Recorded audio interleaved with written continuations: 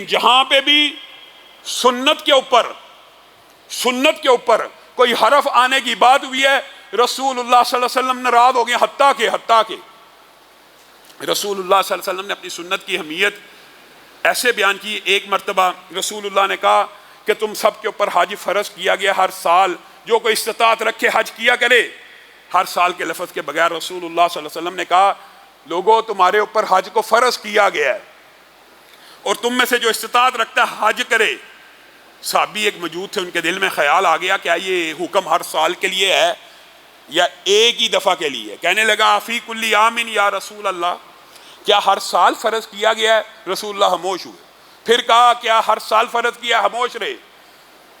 پھر کہا ہر سال فرض کیا ہے، پھر رسول اللہ خاموش رہے، اور اس کے بعد اپنی خاموشی کو توڑا اور کیا کہا؟ لو قلت نعم لوجبت، اگر میرے منہ سے صرف جی ہاں نکل جاتا تو یہ حج ہر سال کے لیے امت کے اوپر فرض ہو جاتا۔ ایسے سوال مت کیا کرو، ایسے سوال مت کیا کرو، ایسے سوال مت کیا کرو۔ اور یہ قرآن پاک کی بھی آیت موجود ہے، ان تبد لکم تسؤکم، کہ جب قرآن نازل ہو رہا ہو تو ایسے سوال مت کرو کہ اگر اللہ تعالیٰ ان کے جواب دے دے تو تمہیں برا لگے۔ اور رسول اللہ صلی اللہ علیہ وسلم نے غصے میں یہ کلیہ بھی بیان کیا، مسلمانوں میں سے سب سے بڑا مجرم وہ ہے، رسول اللہ صلی اللہ علیہ وسلم نے کہا ہے مسلمانوں میں سے سب سے بڑا مجرم وہ ہے کہ کوئی ایسا سوال اٹھائے جان بوجھ کے یا کم علمی میں، یعنی مشکلات ہیں، متشابہات ہیں، جان بوجھ کے سوال پہ سوال اٹھا رہا ہے، نیت عمل کرنے کی نہیں ہے، نیت چاہے علم حاصل کرنے کی ہے لیکن بغیر وجہ سے سوال اٹھا رہا ہے۔ بدترین مسلمانوں میں مجرم وہ ہے جو ایسا سوال اٹھائے کہ جس کی وجہ سے جو چیزیں حلال ہوں ان میں سے کوئی چیز حرام کر دی جائے۔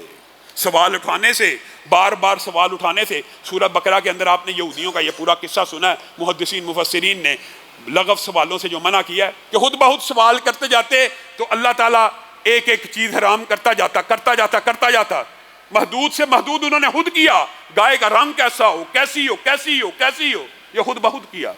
تو رسول اللہ صلی اللہ علیہ وسلم نے بھی یہی کہا کہ مسلمانوں میں سے بڑا مجرم وہ ہے جو ایسے سوالوں کو اٹھائے کہ جس کی وجہ سے کوئی چیز حرام کر دی جائے۔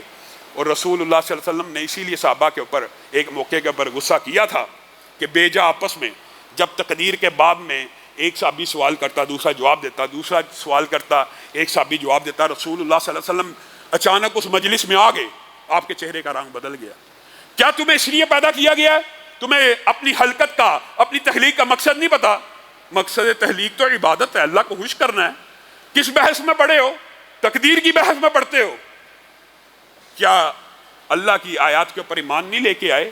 ایک دوسرے کے سامنے آیتوں کو پیش کر رہے ہو گویا رسول اللہ صلی اللہ علیہ وسلم نے صحابہ کو اس طرح کی بے جا سوالات سے بھی منع فرمایا۔ اللہ رب العزت جو کہا گیا ہے، جو سنا گیا، اس کو سمجھنے کی توفیق عنایت فرمائے۔